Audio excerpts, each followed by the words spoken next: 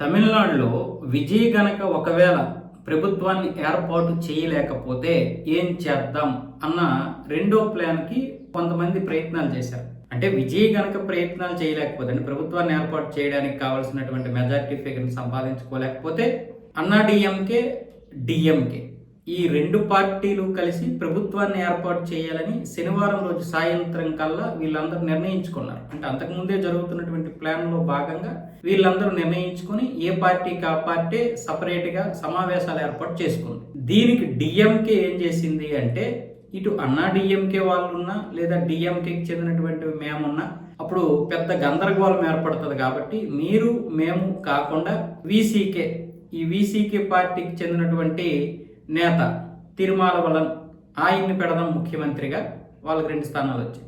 కాబట్టి అన్నా డిఎంకేకి మీకు మాకు ఎటువంటి వివాదాలు ఉండవు, కార్యకర్తలు కూడా మంచిగానే ఉంటారు, ఆయనకి కూడా మంచి పేరు ఉంది కాబట్టి తిరుమలకి ఆయన్నే ముఖ్యమంత్రిగా పెడదామని అనుకున్నారు.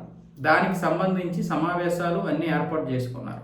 దాని గురించి మాట్లాడడానికి అన్నా డిఎంకే ఏం చేసిందంటే, ఒక రిసార్ట్లో 47 మంది ఎమ్మెల్యేలను తీసుకెళ్ళి అక్కడ పార్టీ అధినేతలైనటువంటి ఎడప్పాడి పళనిస్వామి, సివి షణ్ముగం, ఎస్పి వేలుమణి వీళ్ళు ముగ్గురు అధినాయకత్వంలో 47 మంది ఎమ్మెల్యేలతో సమావేశం ఏర్పాటు చేసుకొని మాట్లాడడం జరిగింది. అక్కడ ఏం మాట్లాడారంటే, మనం మామూలుగా చూసుకున్నట్లయితే 2 పార్టీలకు చెందినటువంటి వాళ్ళు కాకుండా తిరుమాలవలన్ గారిని ముఖ్యమంత్రిగా చేయాలని డిఎంకే ప్రతిపాదించింది. మనం కూడా అదే అనుకున్నాం. అలాగే ఎడప్పాడి పళనిస్వామిని కూడా మనం అనుకున్నాం అని సివి షణ్ముగం వచ్చేసి సమావేశాన్ని ప్రారంభించాడు. మరి ఏమైందో తెలియదు. సివి షణ్ముగం వెంటనే లేచి, అది కుదరదు, ముఖ్యమంత్రిగా నేనే ఉంటాను, కావాలంటే వాళ్ళని ఉప ముఖ్యమంత్రిగా ఉండమని చెప్పండి అన్నాడు. అలాగేలాగా ముఖ్యమంత్రిగా మీరుంటే డిఎంకే వాళ్ళు సపోర్ట్ చేయరు, డిఎంకే వాళ్ళు సపోర్ట్ చేయాలంటే ఈయన మాత్రమే తిరుమాలవలన్ గారే ముఖ్యమంత్రిగా ఉండాలి అని ఇటు ఎస్పి వేలుమణి, సివి షణ్ముగం అన్నారు. అదైతే కుదిరే పని అయితే కాదు, నేను ఇంత కష్టపడి ఇంతమంది ఎమ్మెల్యేలు గెలిపిస్తే ఇప్పుడేమొచ్చేసి నేను కాదంటే ఎలా అని ఈయన ఎడప్పాడి పళనిస్వామి అన్నాడు. బోడి నువ్వు గెలిపించేదేంటి, మేము కూడా ఉన్నాము, నువ్వు ఒక్కడమేం పార్టీ కోసం కష్టపడలేదు, మేము కూడా ఉండబట్టే ఈరోజు పార్టీకి ఏమాత్రమైన వచ్చాయి అని సివి షణ్ముగం అన్నాడు.